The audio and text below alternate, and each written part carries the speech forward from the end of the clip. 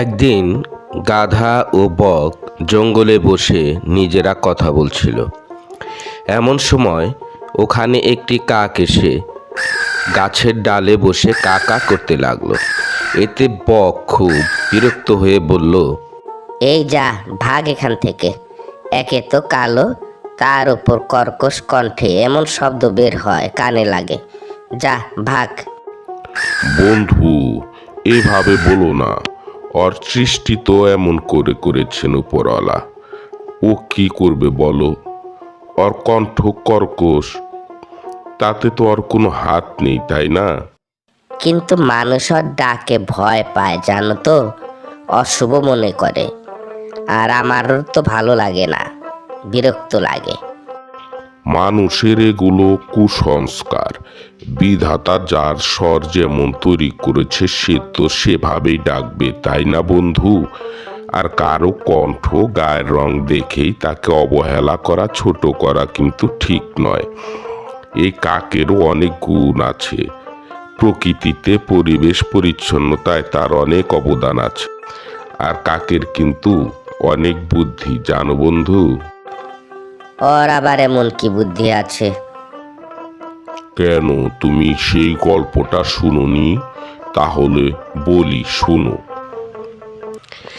এই বলে গাধা বলা শুরু করলো কাকের গল্প। সেবার গ্রীষ্মকালে অনেক গরম পড়ে। আশেপাশের জলাশয়ে কোনো পানি ছিল না। প্রচণ্ড গরমে ছোট ছোট নদী নালা শুকিয়ে গিয়েছিল। অনেক গাছ মরে গিয়েছিল। এরকম হওয়ার কারণ হলো মানুষের অপরিকল্পিতভাবে ঘর বাড়ি নির্মাণ করা আর অতিরিক্ত গাছ কর্তন করা। তো কাক ছিল খুবই তৃষ্ণার্ত। কোনো জায়গায় গিয়ে পানির সন্ধান পাচ্ছিল না সে। অনেক খোঁজার পর এক জায়গায় গিয়ে সে দেখতে পেল একটি কুয়ো। সে তাড়াতাড়ি সে কুয়োর কাছে গেল, কিন্তু সে কুয়োর পানিও শুকিয়ে গিয়েছিল। সে নিরাশ না হয়ে আবার সে পানির সন্ধানে বের হলো। প্রচণ্ড গরম। সে এভাবে উঠতে উঠতে পৌঁছালো একটি গৃহস্থের বাড়ির সামনে। সেখানে বাইরের ঘরের সামনে কাকটা দেখতে পেল একটি মাটির কলসি। কাকটা অনেক আশা নিয়ে কলসির পানি পান করতে গেল। হায় রে, পানি তো আছে, কিন্তু এত তলানিতে আমি তো নাগালি পাচ্ছি না। তাহলে কিভাবে খাবো?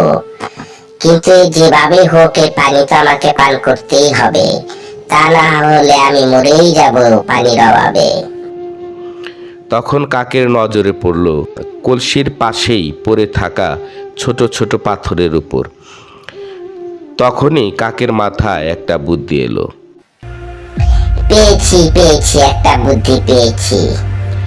এই বলে কাকটা পাথরগুলো কলসিতে ফেলতে লাগলো আর বলতে লাগলো, পানি উপরে ওঠ, উপরে ওঠায় তাড়াতাড়ি।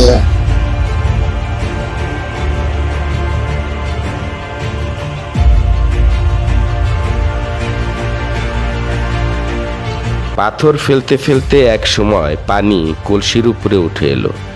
আর কাকটা ভালো মতো পানি পান করে জঙ্গলের দিকে উঠতে লাগলো।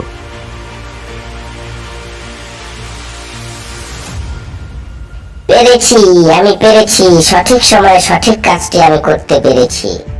এইভাবে কাকটি পানি পান করে তার জীবন বাঁচালো। সত্যি ভাই, চমৎকার একটি গল্প। কাকের সত্যি খুব বুদ্ধি। হ্যাঁ বন্ধু, এই গল্প আমাদের শিখায় আমরা যখনই কোনো বিপদে পড়ব তখন মাথা ঠান্ডা করে ভাবতে হবে, তাহলে অনেক বড় বিপদেরও সহজ সমাধান বের হয়ে যাবে বন্ধু। গল্পটি কেমন লাগলো বন্ধুরা? গল্পটি যদি ভালো লেগে থাকে অবশ্যই ভিডিওতে একটা লাইক দিয়ে দিবেন। সেই সাথে নতুন নতুন গল্প পেতে চ্যানেলটি সাবস্ক্রাইব করে রাখবেন।